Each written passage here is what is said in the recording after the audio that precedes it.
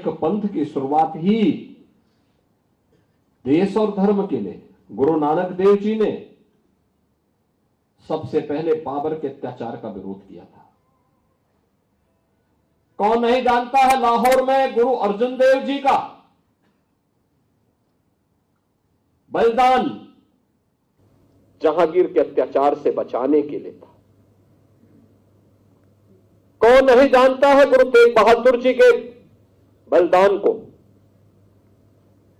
उन्होंने अपना सिर दिया लेकिन भारत का सिर नहीं झुकने दिया।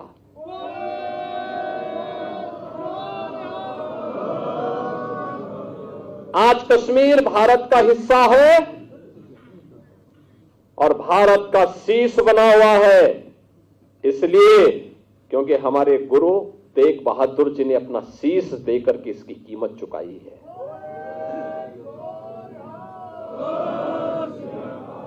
और यहीं से हम कह रहे हैं कि गुरु गोविंद सिंह जी महाराज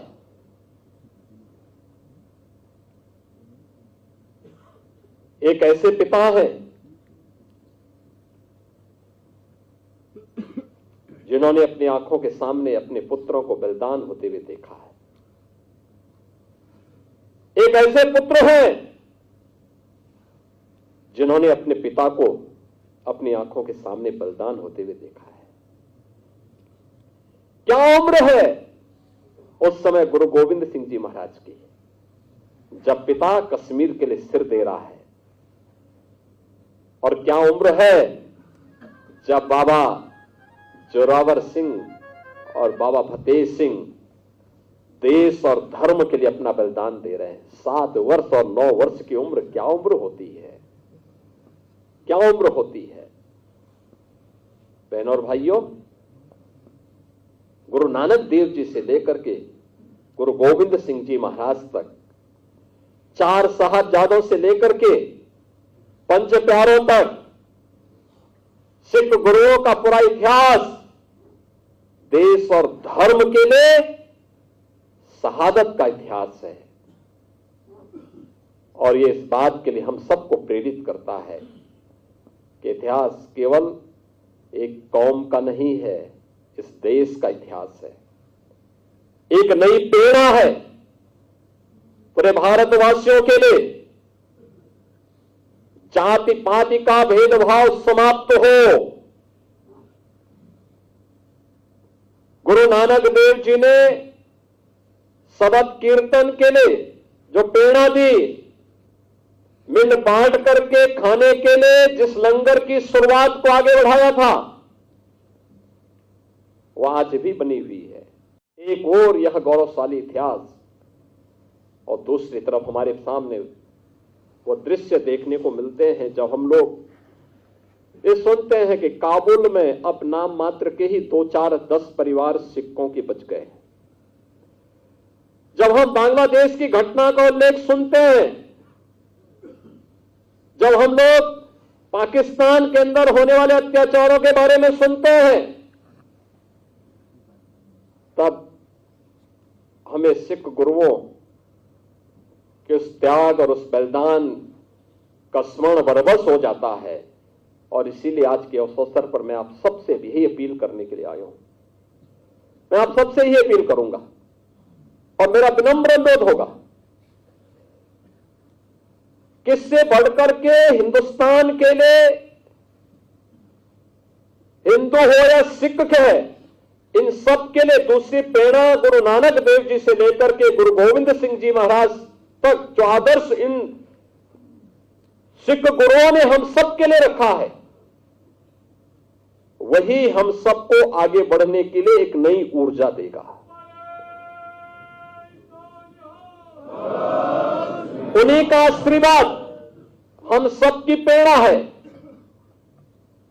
और उस प्रेरणा से जब हम लोग आगे बढ़ेंगे, तब काबुल होने से बच पाएंगे, तब बांग्लादेश होने से बच पाएंगे, तब किसी ननकाना साहब के लिए हमें आंदोलन या संघर्ष करने की नौबत नहीं आएगी, बल्कि स्वतःस्फूर्त भाव के साथ वो हम सबको प्राप्त होगा।